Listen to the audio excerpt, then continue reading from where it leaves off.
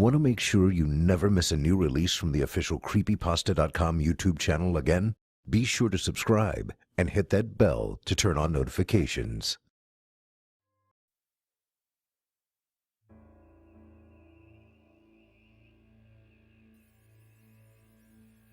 A Blackstone Family Thanksgiving by Starr Hardgrove. It was all over the papers, though no one really knew how the events unfolded.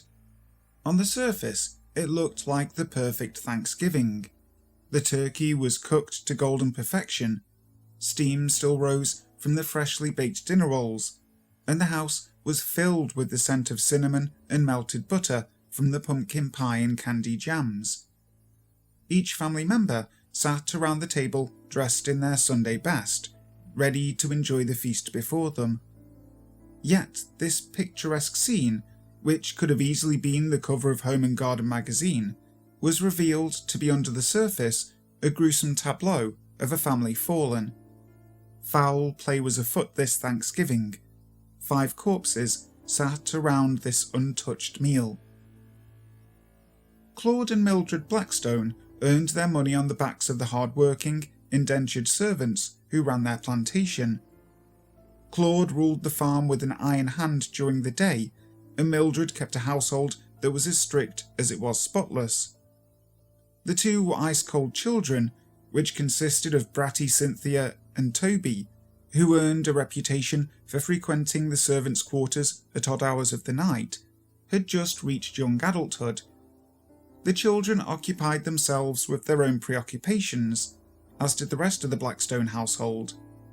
Uncle Percival, Claude's youngest brother, was generally considered to be a good man as the priest of the local parish of Farrenville, but was not without his secrets. Claude had recently taken ill with tuberculosis, and it was clear he was not long for this world. This had left Toby and Cynthia with a conundrum. They were the next of kin, and the fortune that they would stand to inherit was substantial. By the laws of the township, it was known that the entire fortune would go to Toby, being the firstborn male son. This, of course, did not sit well with Cynthia, and she soon began plotting to remove Toby from the picture.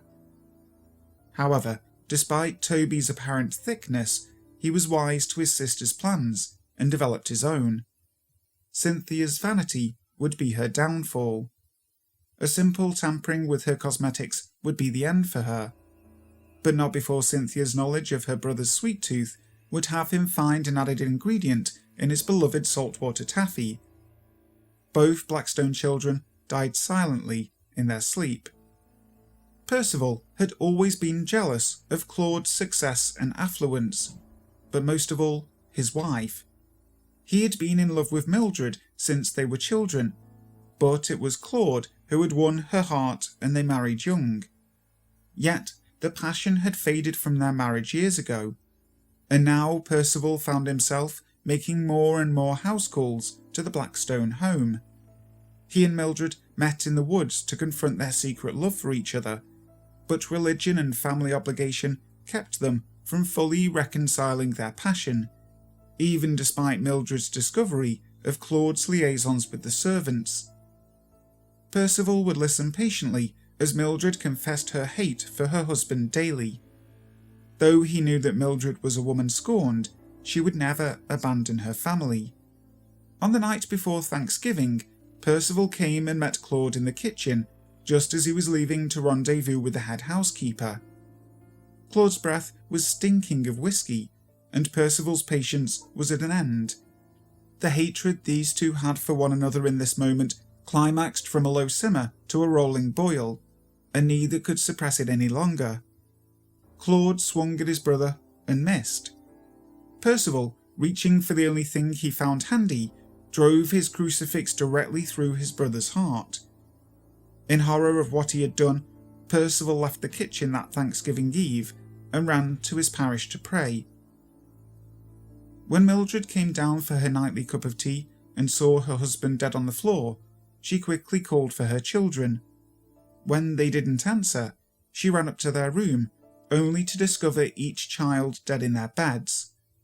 Mildred screamed and wailed, crumbling to the floor in despair, However, moments later, as though nothing had happened, she rose, wiped her tears, and calmly dragged the bodies of her children, one by one, downstairs to the dining room. Then she gathered her husband's body from the kitchen. All night long she prepared them, dressing them in their finest clothes, cleaning their wounds, and arranging them around the table. Percival spent the night praying in the church, and that next morning came to the house ready to confront his sins and beg Mildred's forgiveness.